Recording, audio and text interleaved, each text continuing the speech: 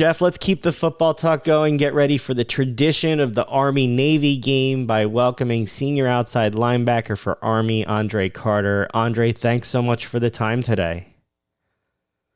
Thanks for having me, Jason. It's fun for us. We are beyond excited to get to watch you guys play in the game. We'll talk a little bit about it in a minute. I wanted to ask you a little bit about your journey first. I saw somewhere that you said that your mom said that you were a late bloomer. You were actually a wide receiver or tight end at first.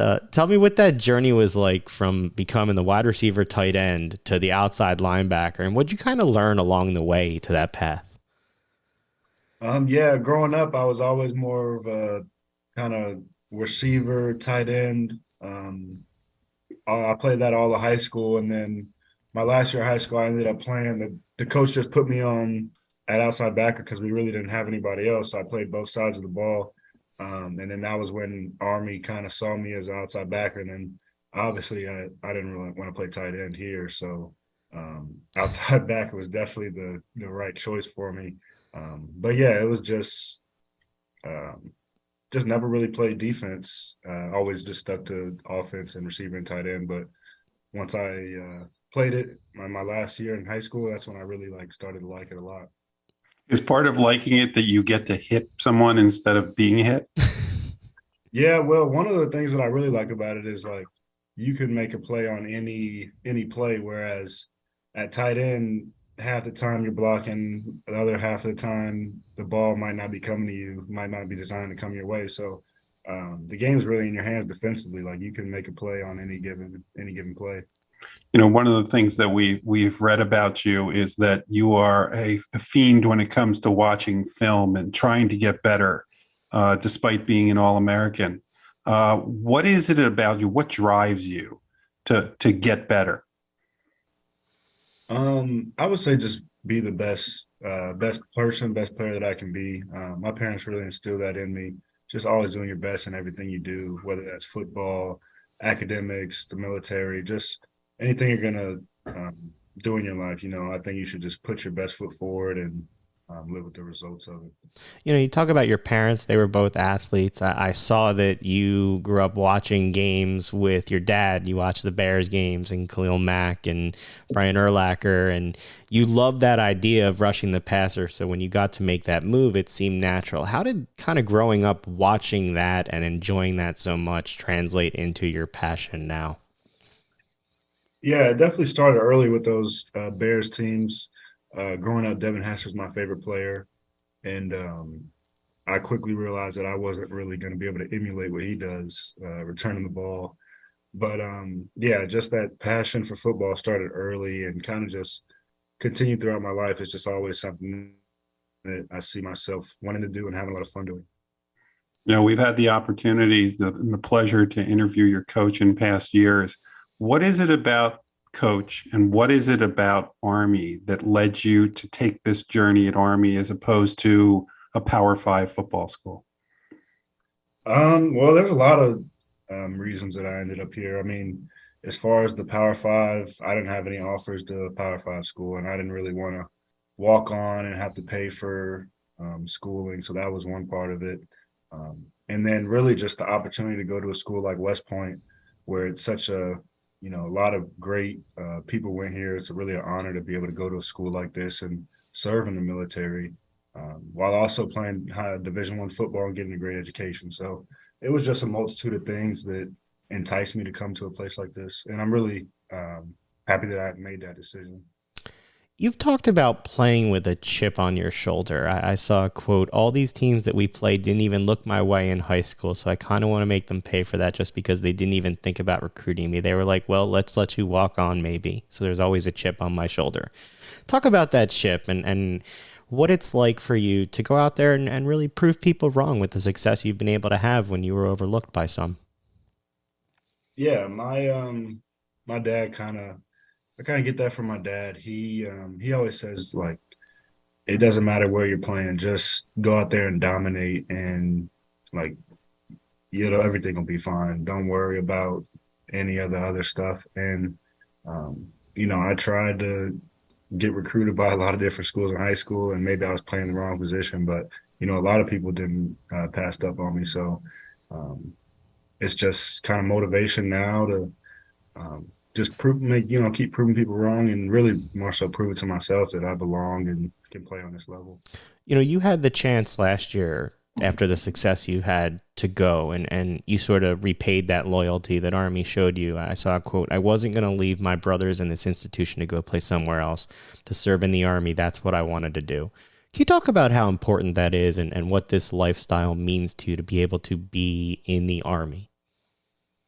Yeah, so I mean, when I decided to come here, I made a commitment that this is what I wanted to do, and it's at first it's like a daunting task to go to a military academy and be able to graduate, but that's something that you know, I really want to accomplish, and I feel like that's something that I'll value for a very long time, even when I'm done playing football. So, um, yeah, I didn't really want to just leave to go play football somewhere else when I got a great football team here, as well as a great school, and then a great opportunity to serve in the Army and become a leader in the Army. So that's something that to me is very valuable, and it's definitely an honor to be able to do that.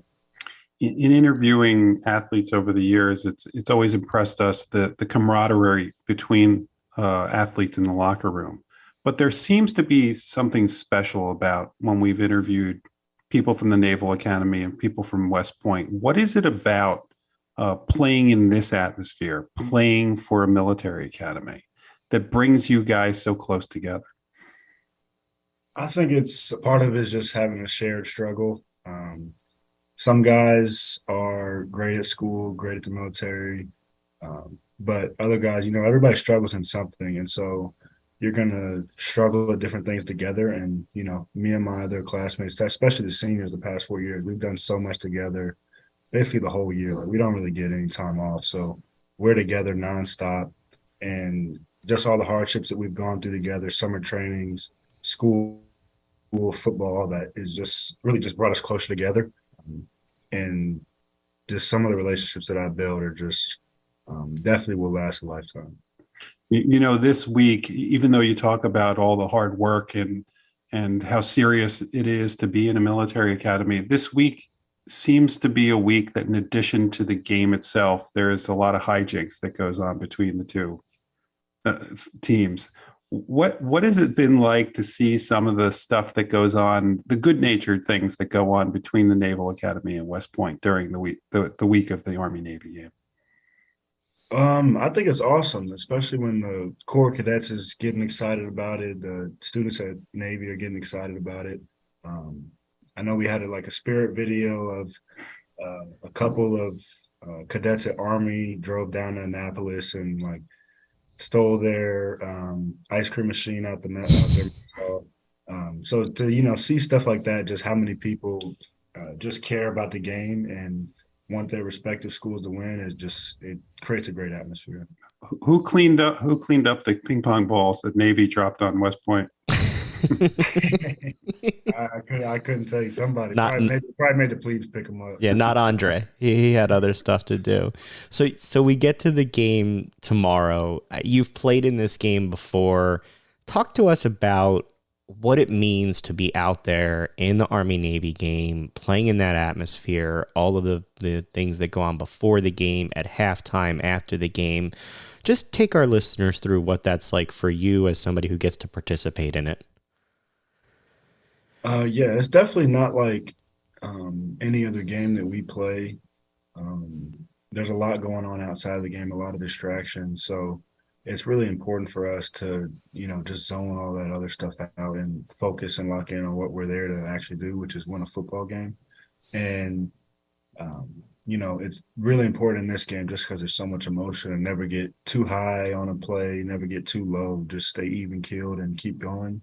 Um, but yeah, there's a lot of distractions and a lot going on. So you really got to be cautious and do your best to stay focused and locked in. How do you deal? You've been through this game for 4 years now, so you know how to deal with the highs and the lows of this game, especially this one in particular. But how do you deal with the younger players, and what do you tell them? Because the pomp and circumstance that just leads up to the game is something that you just don't see in any other football game, especially in college. How do you get the younger players who haven't been through this to keep their emotions in check and focus on the goal at hand? I would say that Coach Monken does a great job of kind of making sure everybody knows what's important, and which is winning the game, going out there and executing. He's on us nonstop, 24/7 about doing the right things, executing, and doing your job. So just being in the meetings every day with him is, I feel like, kind of instills in the young guys the importance of it, and it's hard to everybody believes in him, so they're gonna follow we're gonna follow our coach, and he kind of sets the tone for that. I did have to ask. Jeff and I always marvel at the uniforms every year. This year, your uniforms honor the Iron Soldiers and the 80th anniversary of Operation Torch, the 1st Armored Division's first combat initiative during World War II. What's it like to carry that responsibility, the legacy of the people game before you, even in the uniform that you put on your back to go play that game this week? Yeah, it's a great honor.